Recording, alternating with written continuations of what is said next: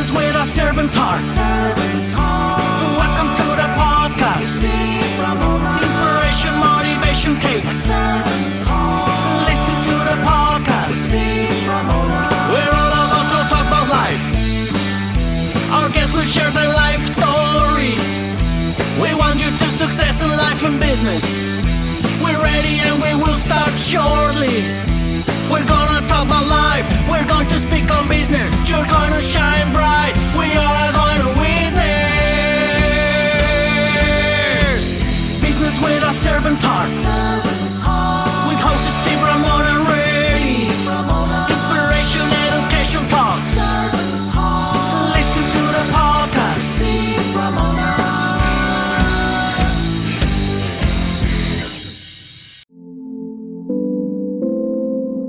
Welcome to the world of a business owner, juggling a whirlwind of responsibilities 2 to 5 years into the journey.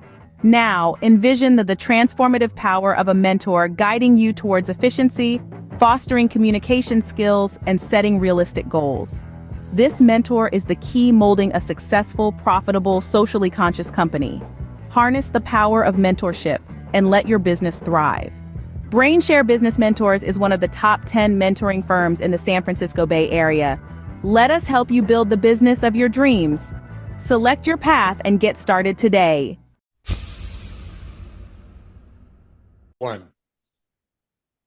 Welcome, everyone, to Doing Business with a Servant's Heart podcast. Doing business in life with a purpose or a why. Serving others and achieving success.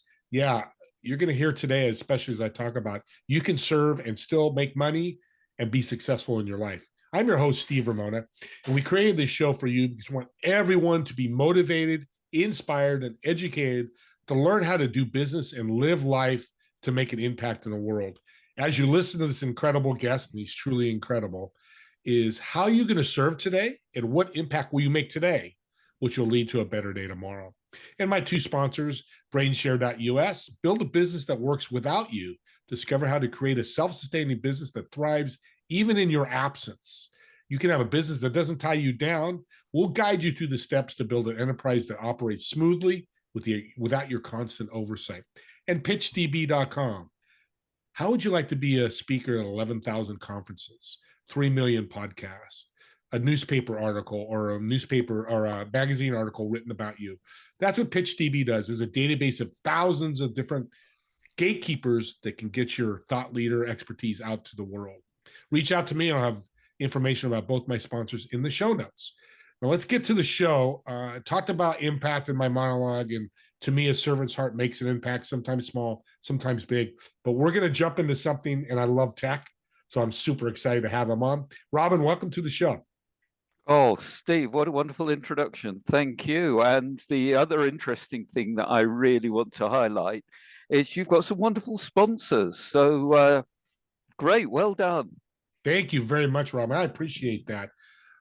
We're going to jump into the elephant in the room, and everybody's here about AI. AI this, AI that, AI this. But now today, we're going to talk about EI. What is EI, and what does it do?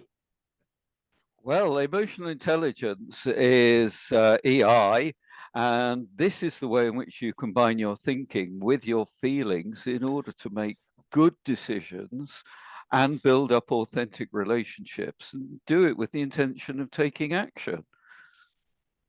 So if we look at AI, artificial intelligence, is supposedly an intelligence, but it's not intelligence. It's a series of algorithms and data processing and information processing that enables things to happen. Now, emotional intelligence will sit alongside artificial intelligence, and I think there is a great area for exploration. I love that answer. I've talked to a lot of people on my show about AI. You're the first guy to say that it's not real. I mean, you can say it's a different intelligence than the human intelligence, and I like that because it truly is. So you got EI, and you help people with EI. What is the goal or the journey with their emotional intelligence?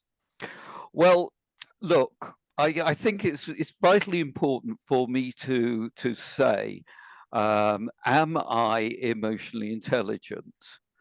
Well, it's an interesting question, because if I say yes, it suggests that there's no room for improvement, and it's rather arrogant and self-conceited, and it doesn't sit well with him being a servant leader. But if I say no, what on earth am I doing in the field of emotional intelligence?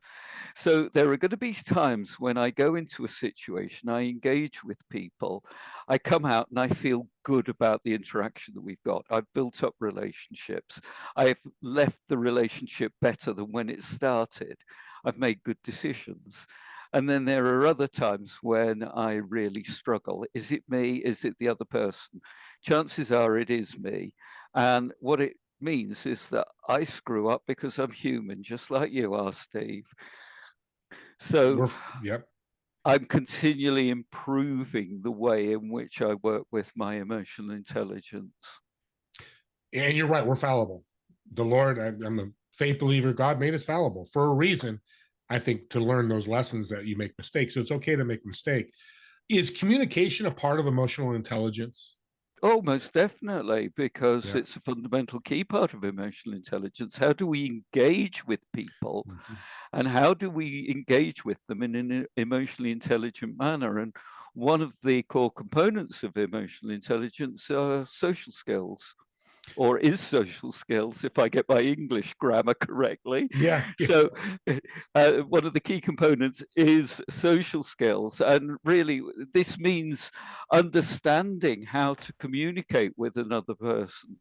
So it's interpreting things like their body language, it's interpreting their emotions, it's looking at their non-verbal communication, and the choosing the best way to approach that person, utilizing your own emotions and utilizing theirs. Because, let me go back to the definition, we're trying to build up an authentic relationship here. I like And that. I think the other thing here to talk about is social skills within the corporate environment also involves political skills. And I mean that with a small p, and I also mean it with a large P.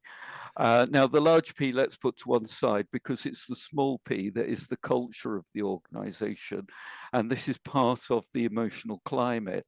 So it's understanding how to communicate within an organization, again, through leadership principles. And communication is such a key. We're in a people asset business. Everybody, you listening, me, you, Robin, we need people to be in our business, whether it's a customer, whether it's an employee, a partner, and I think communication is a key. And you do it with more intelligence, you're going to be a better communicator, which means you're going to have a better company. What I'm hearing here. Yeah, most definitely. Yeah. Okay. I was going to ask too, when it comes to other skills that are important for emotional intelligence, similar to communication, what are those? Is there other skills that really help with that? Well, look, let's go back to the original question that you posed me about artificial intelligence. What is the difference between artificial intelligence and emotional intelligence? What separates us from the machines, the robots? Well, fundamentally, part of that are interpersonal skills, empathy, companionship, networking. These are things that you will never be able to do with a robot. You're not going to go to a restaurant, to a bar, and have a drink with a robot and share memories of when you were a child. So these are some of the things that we do as humans, and we do really well, and we've got to recognize this and work with it. Creativity and innovation is something that we do as humans. We can think, don't like the expression, but it works here. We can think outside the box. We can go to places where we we can be incredibly silly. What would this be like if it was a banana? What would my grandmother have to say about this on a Friday? And these are the things that we can do through creativity and innovation. Again, the robots, the machines won't be able to do. And the other important thing here, and it is vitally important I mention this, it's spirituality. It's our relationship with God, whoever you perceive him or her to be. And it's our search for meaning. It's our place in the universe. Why were we placed here? What are we doing? How can we leave the world a better place? And then that links into leadership.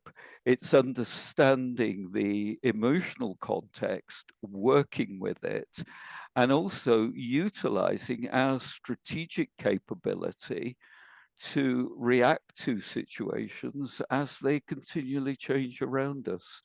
Now, all of those things, if you get those right, are going to future-proof you as the robots march forward.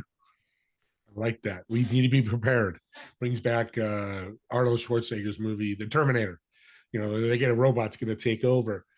Now, as you're talking, what spins in my head, Robin, and this might be a controversial topic for the audience, but it's important to me, is social media and emotional intelligence. Oh, that is a big can of worms. Yes, yes, it is. I don't see a lot of emotional intelligence at times when I'm looking at social media, particularly X or Twitter or whatever they call themselves these days. People can be anonymous on social media. They can hide behind it. And I see some very, very, very toxic interchanges. Now, some of the emotion that drives that toxicity is well placed. But I think what people are not doing is they're not communicating effectively. And the easiest thing people can do, and I see it all the time, people say the most rude, obnoxious, nasty things about somebody who said something that they don't agree with. So instead of actually taking the nugget of the debate and working with it, they choose to insult. Well, I wouldn't do that to anybody, and I'm sure most people wouldn't do it face to face with anybody. So why do it on social media? Yeah, I love that. Thank you. I appreciate. I'm backing you because I think it's a mirror of the world. When you see social media, it's the world. If we can go back to good vibes and a servant heart, that would change. But we're not going to go that deep into this. I was just curious, and you answered like I thought you would. And I hope people understand that social media is here. We're not saying not to use. At least I'm not saying that. But let's be careful with it. Same with AI. It's a great tool, but be careful with it, as you were saying earlier. So you work in the skilled space economy. Tell us more. You talked about it in the green room. Tell us more about how you work in that space. Well, the skills-based economy is an interesting set of words that is being bandied about at the moment, and people are recruiting for the skills-based economy. Yet I don't think people are being emotionally intelligent about it, because what they're looking for are people with machine coding skills, people who are looking for or people are being recruited for their capability of working with artificial intelligence. What they are not doing is recruiting for those components of emotional intelligence that are going to be important for the future. Now, if we look at an organization, what is an organization? It's not a building, it's not a logo, it's not a web page, it's not a position on the stock market. An organization is a network of people. Now, an internal network of people then creates the organization itself, but there are bits that spin off it. And the influence within that is the external stakeholders, and indeed shareholders, but more importantly, stakeholders, people who have a stake in the business and they will influence the business. And I think if we look at the skills-based economy, we should be looking at people who can work that network, utilize empathy, utilize compassion, utilize the capability of networking to actually sell more of the organization's services or product. And if you don't like the word sell, then I'm sorry, you're not in the right place for the skills-based economy. Yeah. Selling is not about stacking it high and selling it cheap. here, Gov, I'm going to sell you something under the counter. No, selling is all about influencing and persuading people in order that they can make the decisions that they need to make. I like that. And we're selling every day. Our family, our wife, our kids, whoever, every emotional intelligent interaction we have, we're selling them on something. It may not be a product or service. Culture is a big buzzword. We talked about that a little bit in the green room. So how do you work with the differences in culture? Because I think that's important.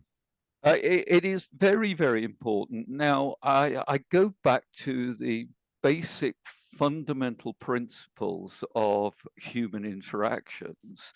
And the key component there is communication and communicating as one human being to another. Now, I know within organizations there is a culture, but broadly speaking, there are cultures between different countries, and I work globally. So I've got to be very, very consciously aware of differences in culture around emotional intelligence. Everybody, I don't care whether you're from Venezuela, Vietnam, the US, the UK, it doesn't matter. We are human beings with emotions. We have families, we have experiences, we have goals, we have hopes, we have desires, we have wishes. We have a relationship with the universe. And what we've got to do is to recognize that and work with that. So irrespective of religion, irrespective of even culture, I deal with human beings. And I do say to people, whether they're from Africa or Asia or from Europe or from the States, look, I'm here to help you to understand emotional intelligence. I do not know your culture. Small c, big C. So you're going to have to take the information that I give you and work with it within your culture. You know your culture far better than I do, far better than I ever will. Yeah. You will know what works and you will know what doesn't work. But you've just got to accept that I'm an Englishman. Look at me. This is who I am. This is the color of my skin. These are the color of my eyes. I can't do anything about it. So what I'm going to do is to try and help you to understand how I work with people. And hopefully you will learn something from that you can go away and apply. That's so fantastic. And it's got my head spinning with this wonderful stuff, because you make it sound simple, but it's not, because our good old head gets in the way. And that's why you're there. Get me out of my head, right, Robin? Steve, get out of your head. Let's move forward. Let's grow a good business.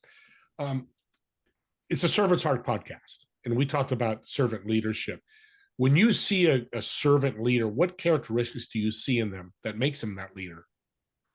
Oh, I'm going to, you know the answer to this. It's strikingly obvious. It's an emotionally intelligent leader. It is somebody who is striving to do the best for themselves in order to do the best for other people. And they do that through managing and expressing their own emotions in the most appropriate way. It is very, very hard. It's exactly as you say, Steve. And a servant leader will know that there are going to be times, an emotionally intelligent leader will know that there's going to be certain times when they get it wrong. And they've got the capability and the understanding to be able to stand up and hand on heart and say, yeah, I tried and it didn't work. And I'm sorry if I've upset somebody. That was not my intention. My intention was this. It didn't work. And, you know, as a servant leader, as an emotionally intelligent leader, it shows vulnerability, which I think a lot of people are frightened of. Yeah. But a lot of leaders are very, very frightened of. But actually, the trick is, the paradox here is that it makes you a better leader if you show vulnerability than if you don't. Yeah. And the fear with COVID and interest rates and everything that always happens every other year, you know, COVID's just going to be one thing, but getting past that fear, expressing your emotions is what you're saying. Yes. Hey, yes, you know what? Okay, go ahead. Yeah, this is great. And yes, it's a case of doing it, but doing it appropriately. Yeah. And there are going to be times when you need to keep your emotions in check and you need to not express them. That's part of working with emotional intelligence. How much does EI, emotional intelligence, I just love saying EI, so I'm going to keep saying EI. It's just such a cool. How does that affect, on employees? I got a company, I got 25 employees. I build their, through you, Robin, I build their EI, their emotional intelligence. What's the benefit to the company when the employees buy into that? Well, the benefit to the company is the bottom line. It's going to increase profitability through a whole host of things. It's going to improve relationships with clients. It's going to mean that people are a lot more productive. And because of that, it means that there's going to be a lot less waste. And there's going to be a lot less people taking time off sick or indeed leaving the business because they're not happy. It's a grand slam. That's an American baseball term. Okay, you know that. What a grand slam, because you hit four of those things, you're going to grow in your business and eventually scale. How much time, we don't know, because that's all other variables involved, marketing, HR, and all that. But I like that. And again, this will work. We're running to the end of time, but I could ask you a million questions. This is such a great conversation. This could be 20 employees or a million employees. It still has the same benefit, right? It does. The thing is, whether you've got 20 employees, whether you've got 2 employees, whether you've got 2,200, 2,000, or up to even 2 million, the person who is in charge of the emotional climate are, well, the people that are in charge of the emotional climate are the people at the top. And that will drive the emotional culture. So if you've got people at the top who are continually angry and induce fear in people because things are not working out the way that they want to, they're probably not the right leaders for the business, but they've got there because they've been very successful in terms of managing people's emotions in the wrong way. And what needs to happen is that they need to learn to be more emotionally intelligent, to have more EI.